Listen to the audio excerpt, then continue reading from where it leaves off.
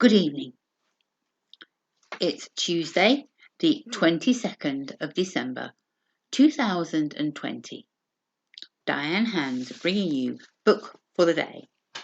Human Crossings, 9 stories about refugees. And the story that I've been reading to you over the last few days is called The New Jungle Project, which was written by Doug Dunn. And this came about after he'd seen a play in London called The Jungle. And this play had been based on a refugee camp in Calais. And members of this new project were meeting up to talk about what language would be used on the moon. And they were also waiting for the President of France to join them.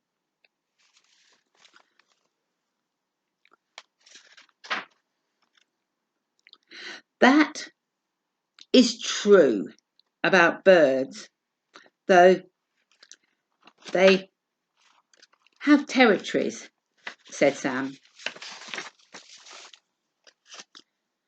Beth stared at Sam for disagreeing with her. You're right, Beth, said Sam. Birds seem to manage well enough without making borders. It is interesting that many species of birds migrate huge distances every year. We can probably learn a lot from them, I said. I think the language is spoken will depend on which countries are first to go into space. But let's not fight over this issue. One day it may not be an issue at all.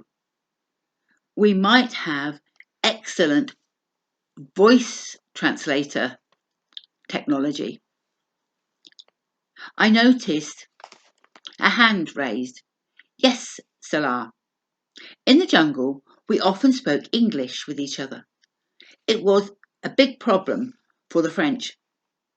Thank you for raising that, Salah. No one wanted to speak or learn French.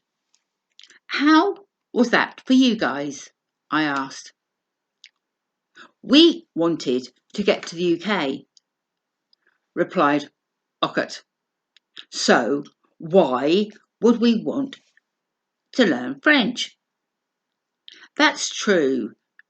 I know school French that gets stuck when French people ask me a question, said Beth. Me too, agreed Sam. It is difficult to learn a new language, said Derek, especially for us English. So, how do you think that was for the French police and the government reps that came to the camp? I asked. They knew we weren't going to stay in France. I don't know why they got upset, said Beth.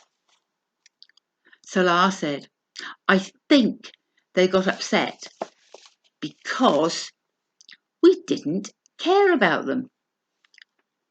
Thank you, Salah. You guys didn't care. Anything else?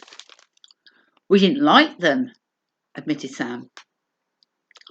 Is that how it was? We hated them, said Beth. I don't know why we hated it when the police or officials came. It was like they were the enemy. It was us and them. It's good to see how it was. Owning up to how it was allows us to move forward, I said. Sounds like there was no communication between the jungle members and the police. I wonder how you seemed to them. Everyone was quiet. How would you feel if a group of people hated you? I'd hate them back. It would be horrible, said Derek. I don't really think of that. I was thinking only of what we could get for the refugees, said Beth. But now I realise they must have been pretty off. They must have been, and probably still are, I said. At that moment, a new person appeared on the screen.